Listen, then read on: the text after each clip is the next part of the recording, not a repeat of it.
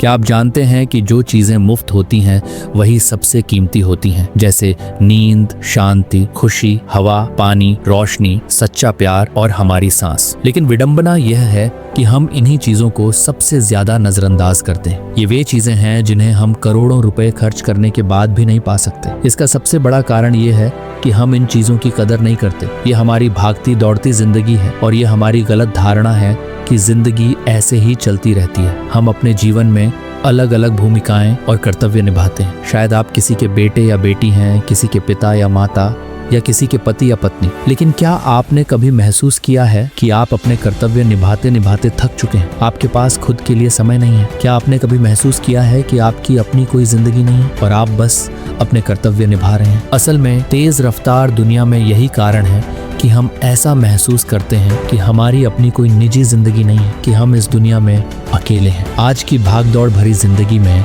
हमें सब कुछ चाहिए और वो भी तुरंत। आज किसी के पास इतना समय नहीं है कि कुछ पल रुककर अपनी जिंदगी के बारे में सोच सके। इसके लिए भी एक समाधान है जो आपको अगले वीडियो में मिलेगा। इस वीडियो में आपको सीखने को मिलेगा मानसिक शांति, साहस और ज्ञान। तो आइए एक कहानी से शुरुआत करते हैं। एक बार एक दुखी और परेशान व्यक्ति एक बौद्ध भिक्षु के पास जाता है और उससे कहता है, भिक्षु, मैं बहुत परेशान हूँ, कृपया मुझे ऐसा उपाय बताएं जिससे मेरे सारे दुख दूर हो जाएं। बौद्ध भिक्षु ने उस व्यक्ति से पूछा, तुम्हारे दुखों के लिए जिम्मेदार कौन है? ऐसा तुम्हें कौन लगता है? उस व्यक्ति ने कहा, यह समाज, ये लोग, मेरा परिवार, यह दुनिया और मेरी परिस्थितियां। बौद्ध भिक्षु यह सुनकर मुस्कुराए और कहा, तुम्हें जब दुख या खुशी होती है तो तुम क्या महसूस करते हो? क्या यह दुनिया तुम्हारी खुशी या दुख के लिए जिम्मेदार है? यदि तुम ऐसा सोचते हो तो तुम बिल्कुल गलत सोच रहे हो। ये इस बात पर निर्भर करता है कि तुम इस दुनिया को कैसे देखते हो। दुनिया ने हमें गरीबी, दुख या खुशी नहीं दी है, बल्कि जो जानकारी हम इस दुनिया से लेते हैं, हमारी मानसिक स्थिति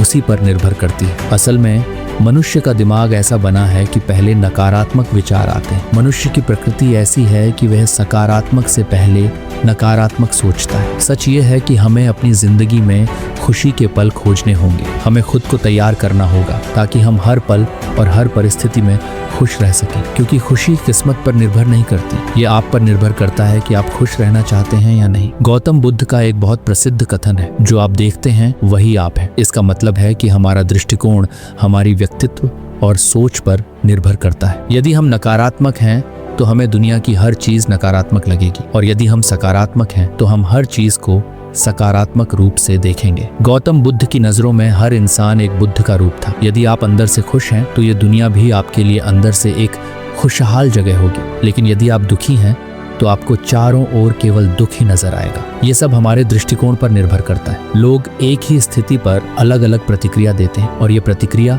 उनके मन को शांति या सिरदर्द दे सकती है। जैसे कि किसी का दिन खराब चल रहा हो तो वह हर चीज और हर घटना को उसके साथ जोड़कर देखने लगता है, लेकिन यह सोच गलत है। लोग ये सोचते हैं कि वह गुस्से में ऐसा सोच रहा है, और गुस्सा एक अल्पकालिक भावना है। ध्यान दें, जब आपकी भावनाएं आप पर हावी होने लगे, ताकि आप इन भावनाओं को आप पर काबू पाने से रोक सकें, क्योंकि गुस्सा और चिंता जैसी अस्थायी भावनाएं आपके जीवन के महत्वपूर्ण निर्णयों को गलत तरीके से प्रभावित कर सकती हैं। जैसा कि मैंने पहले कहा, गुस्सा एक अस्थायी भावना है जो थोड़ी देर बाद खुद ही शांत हो जाती है। आप इसे बादल की तरह समझें जो अब आकाश में है और कुछ समय में खुद ही गायब हो जाएगा। यदि नहीं तो बस इंतजार करें। इस समय आप अपने आप को शांत करने के लिए कुछ व्यायाम भी कर सकते हैं। अपनी सांसों पर ध्यान केंद्रित करें, अपने आप को पूरी तरह शांत और ढीला छोड़ दें।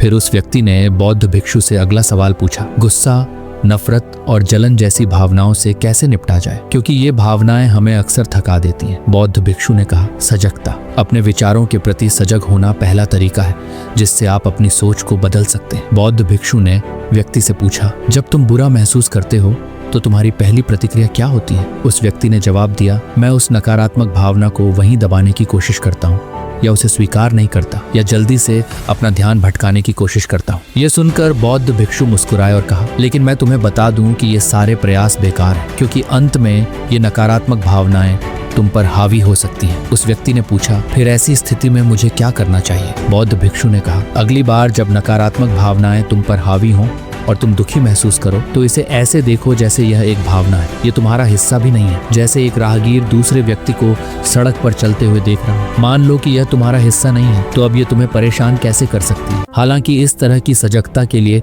तुम्हें काफी अभ्यास की जरूरत होगी। यदि तुम इसे एक बार सीख लेते हो तो यकीन मानो तुम अंदर से बहुत शांत और हल्का महसूस करोगे। नकारात्मक भावनाएं हमारे जीवन का स्थायी हिस्सा नहीं है और न ही कभी होंगी और न ही ये हमें परिभाषित करती हैं। इसलिए अपने भीतर उठने वाली हर नकारात्मक भावना पर ध्यान दो। नकारात्मक विचारों को आने दो, उन्हें जबरन दबाने की कोशिश मत करो, नहीं तो वे तुम्हें कभी छोड़कर नहीं जाएंगे। हर नकारात्मक भावना को नियंत्रित करना संभव नहीं है, क्योंकि तुम्हें गुस्सा आएगा और जलन भी होगी और तुम दुखी भी होंगे। लेकिन ये भावनाएं आती हैं और जाती हैं। इसके बाद तुम खुश और शांत महसूस करोगे और तुम्हें उसी पल का इंतजार करना होगा। फिर उस व्यक्ति ने बौद्ध भिक्षु से अगला सवाल पूछा, भिक्षु, हमारे जीवन में रिश्तों का महत्व कितना है और गहरे रिश्ते और नए दोस्त कैसे बनाएं? बौद्ध भिक्षु ने कहा, दूसरों के साथ अच्छे रिश्ते बनाए रखना लोगों को सुरक्षित महसूस कराता है। ये मानसिक शांति बनाए रखने में भी मदद करता है। मुश्किल समय में लोगों को ऐसे व्यक्ति की जरूरत होती है जो उनके साथ खड़ा हो। मान लीजिए कि आपका कोई प्रिय व्यक्ति आपको छोड़कर चला जाए, तो क्या आपकी महंगी कारें आपको सांत्वना दे पाएंगी? क्या आपका आलीशान घर आपको मुसीबत से बाहर निकाल पाएगा? नहीं, क्योंकि चीज़ें इंसानों की जगह नहीं ले सकती।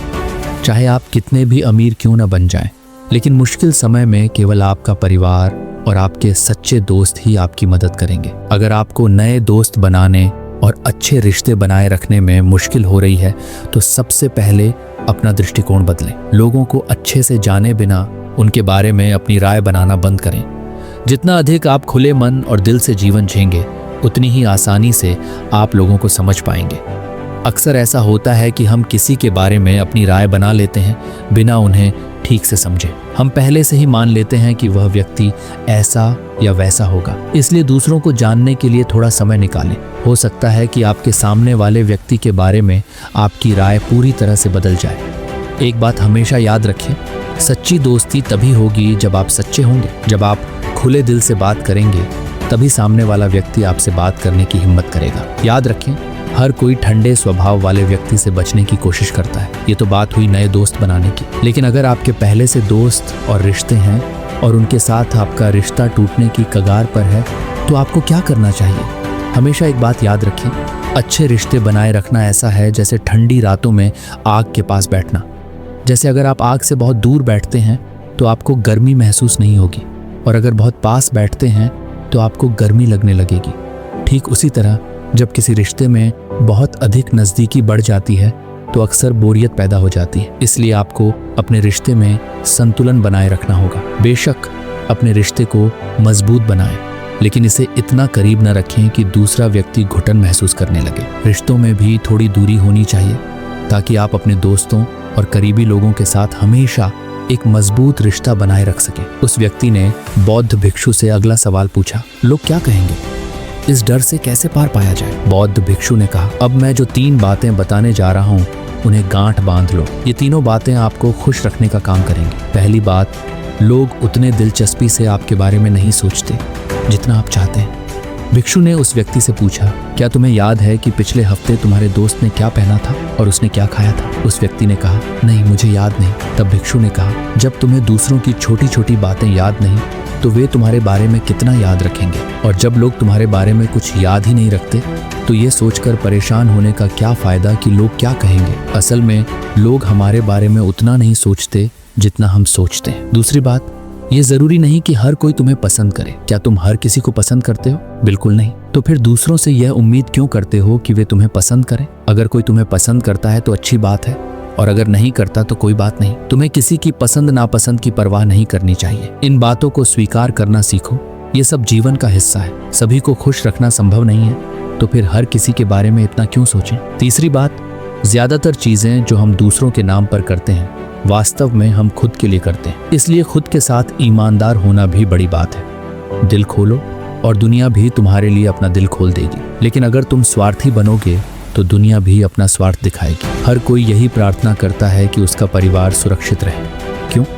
क्योंकि वे अपने परिवार से प्यार करते हैं। लोग यह सोचकर डरते हैं कि कहीं उनके जीवन साथी या बच्चे के साथ कुछ गलत ना हो जाए, क्योंकि वे अकेले होने से डरते हैं। अगर देखा जाए तो हर इंसान अंदर से स्वार्थी है। जब तक कोई बुद्ध या महावीर न बन जाए, स्वार्थ से बचना मुश्किल है। इसलिए वही सोचो जो तुम्हें खुश करे। सुनने में यह बहुत आसान लगता है, लेकिन जीवन बदलने वाली बातें सरल होती हैं, हम ही उन्हें कठिन बना देते हैं। इसलिए जो होगा उसकी चिंता करने के बजाय उस पर ध्यान दो जो तुम अभी कर सकते हो। बौद्ध भिक्षु ने आगे कहा, बौद्ध धर्म और हिंदू धर्म में लोग एक सिद्धांत में विश्वास करते हैं जिसे कर्म का सिद्धांत कहते हैं। यह सिद्धांत कहता है कि जैसा करोगे वैसा भरोगे। इसका मतलब है कि इंसान को उसके कर्मों का फल मिलता है। इसलिए अगर तुम जीवन में सब कुछ अच्छा चाहते हो तो अच्छे काम करना शुरू करो। अगर तुम जीवन में सफलता, समृद्धि और खुशी चाहते हो तो ईमानदारी से मेहनत करो और सही कर्म करो। ये कहने के बाद बौद्ध भिक्षु ने अपनी बात समाप्त की। यहाँ तक कि उस परेशान व्यक्ति को भी अपने सवालों के जवाब मिल गए। उसने बौद्ध भिक्षु को जानकारी के लिए धन्यवाद दिया और वहाँ से चला गया। दोस्तों, मुझे उम्मीद है कि आपको यह कहानी पसंद आई होगी और इससे कुछ अच्छा सीखने को मिला होगा। धन्यवाद।